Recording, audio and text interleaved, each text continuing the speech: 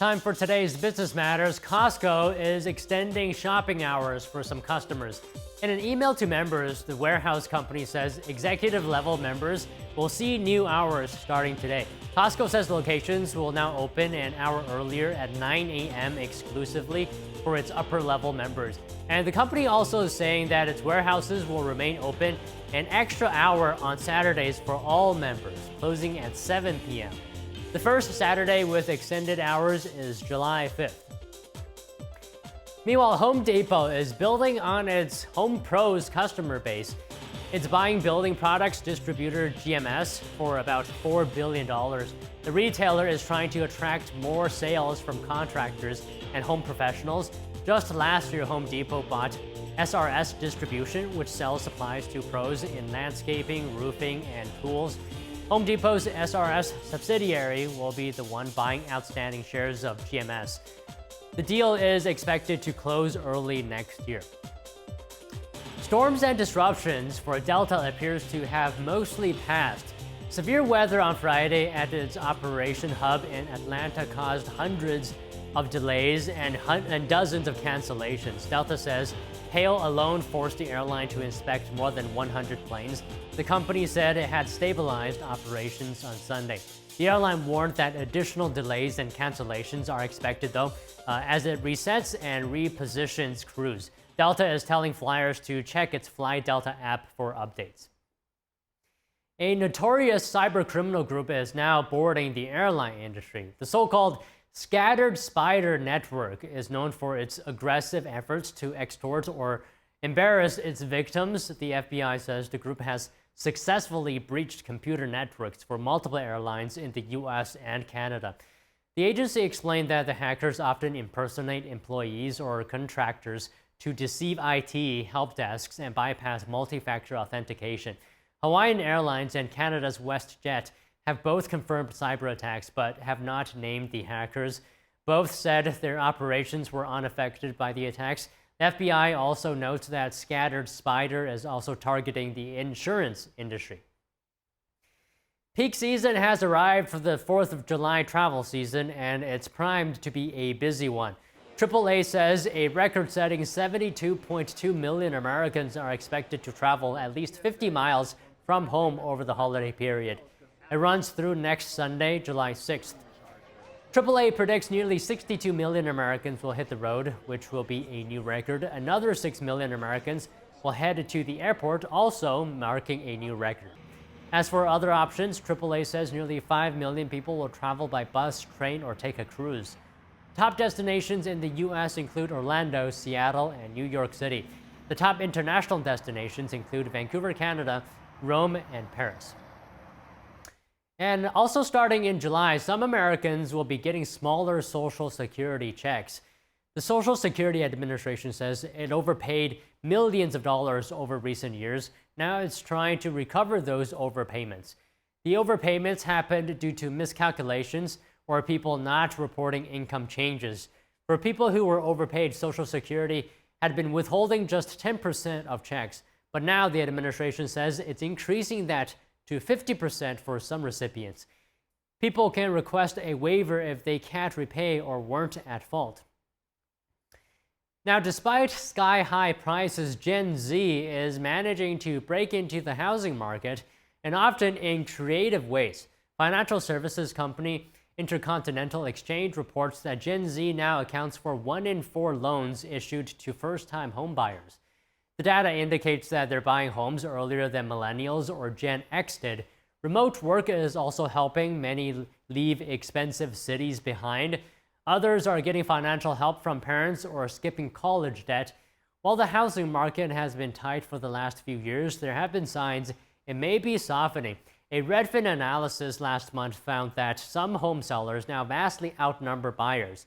Some analysts say that's an indication, an early one, that negotiating power may be shifting back into the hands of buyers.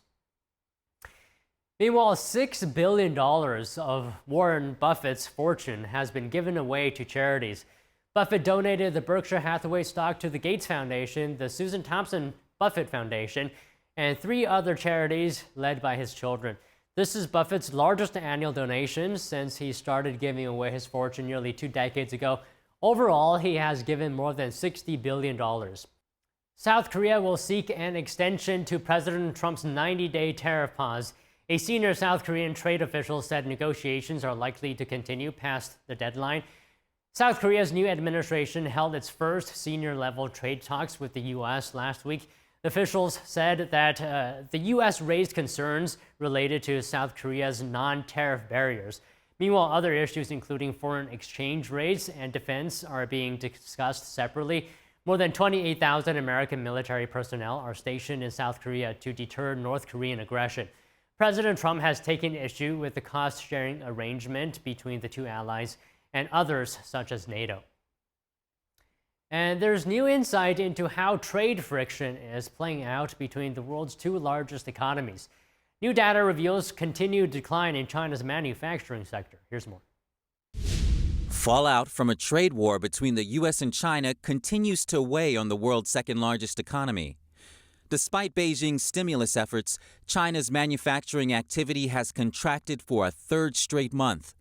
June saw a slight improvement from May, but the official Purchasing Managers' Index for both months came in below 50. That's considered the threshold between expansion and contraction. Data released by the National Bureau of Statistics shows the June PMI at 49.7.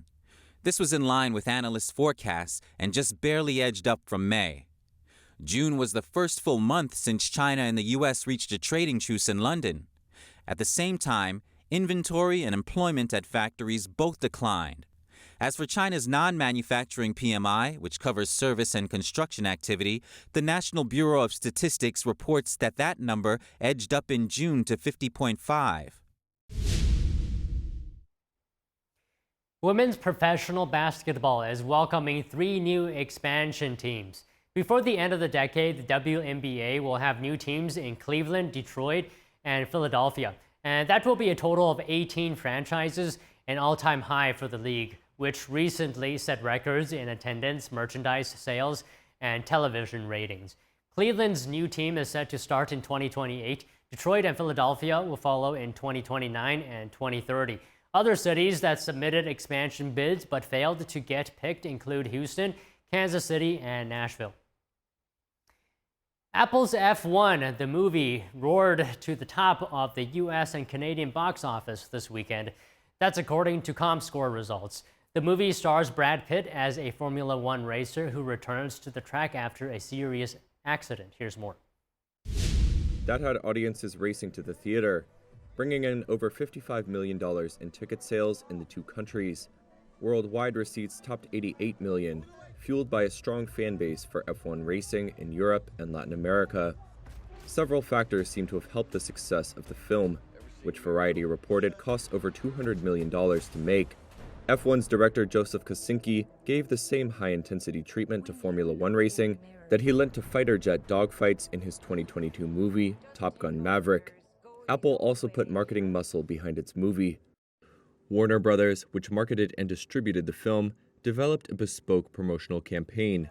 It featured Formula One world champion Lewis Hamilton in Europe and Latin America, while focusing on Pitt in the US. F1 represents the biggest opening weekend for Apple.